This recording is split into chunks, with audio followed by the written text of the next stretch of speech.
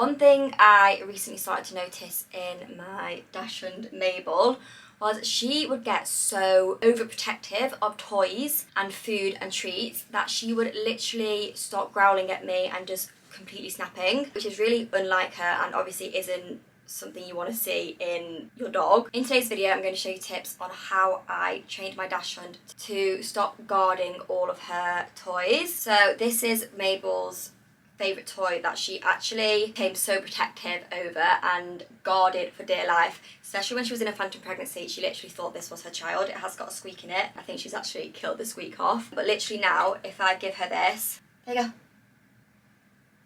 and I try and take it off her,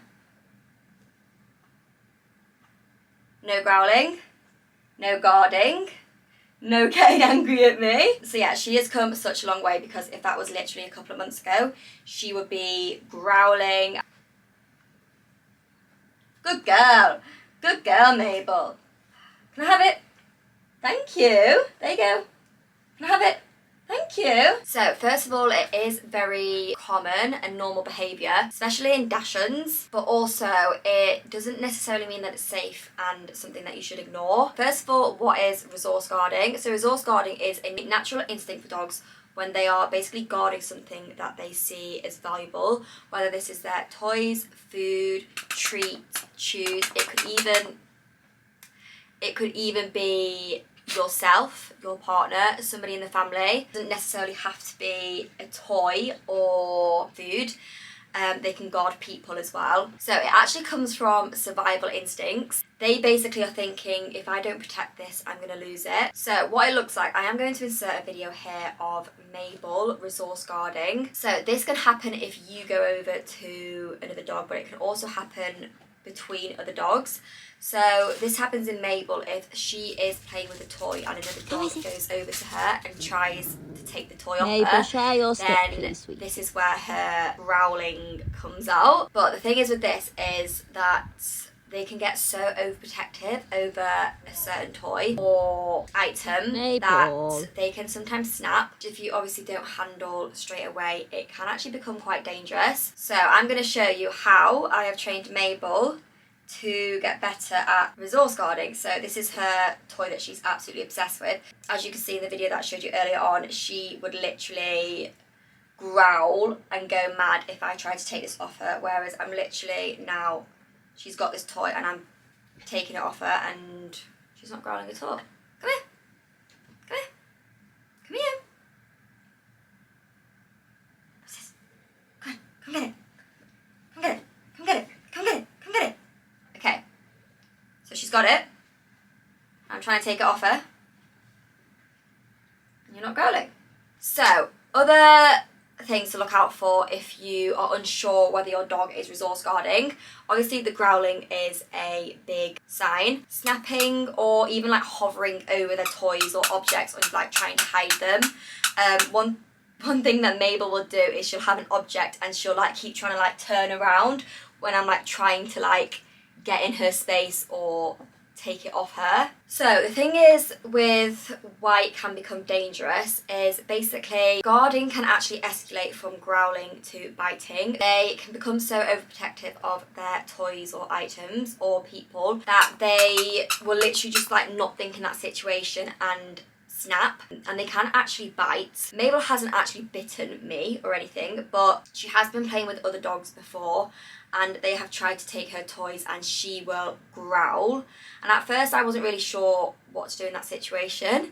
At first I thought it was funny. Like I literally, like if you watch this video, she's like you could see like her teeth coming out, and like I thought it was hilarious to begin with, not realising how it can actually escalate quite quickly. So yeah, watch out for that. But yeah, it's definitely much easier to address it early before it becomes a habit. What can we do to address this issue and situation and become like Mabel is now?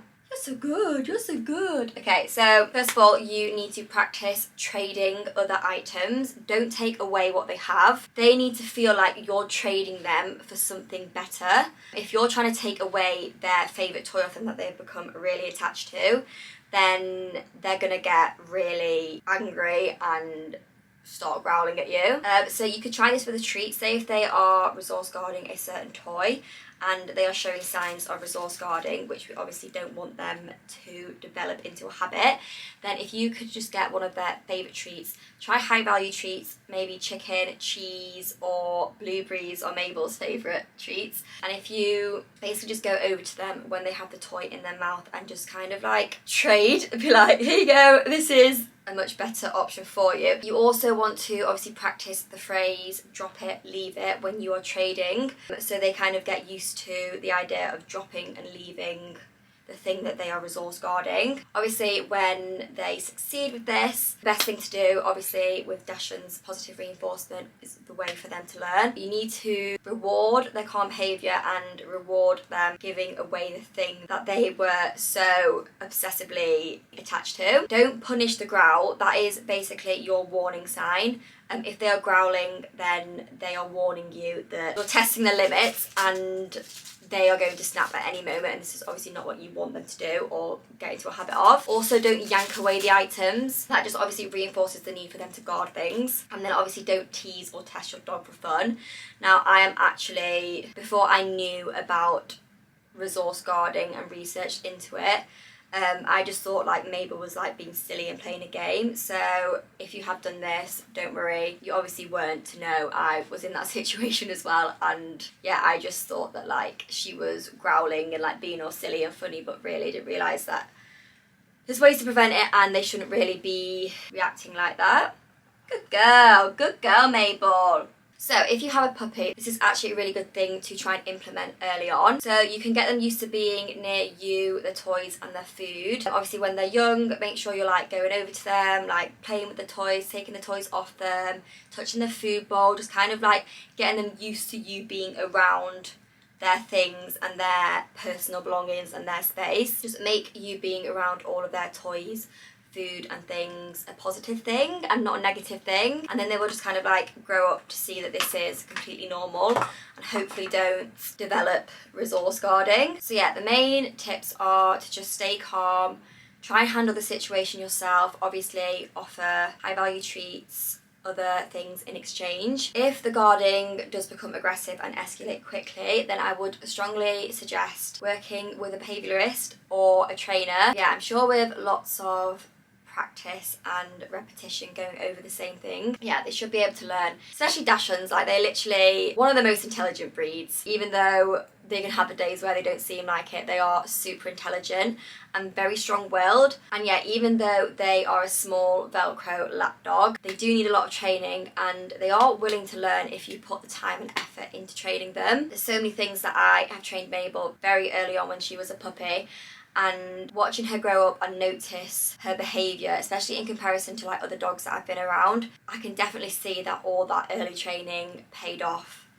And yeah, it's so nice to see that the hard work that you put in at the start does eventually pay off, because it might not always seem like it straight away. You might be thinking, I'm putting so much time and effort into training them and I'm not kind of seeing results straight away. But as they get older, you will definitely start to notice that all that early training in the puppy stages was so worth it and so important to implement at such a young age. So I hope this video has helped. Just remember that with patience and positive training, it is manageable. If you have any situations that you have been through with your dog and resource training, please feel free to leave it in the comments and share your stories. If you would like to talk more into this topic, I do actually run a Dachshund community called the Silly Sausages, named after my silly sausage Mabel. All the details for that are in the description if you would like to join, or you're thinking about joining a Dachshund community full of other Dachshund owners and mums, then yeah, definitely go check it out because it is such an amazing community. I only started it in January, so it has literally come so far and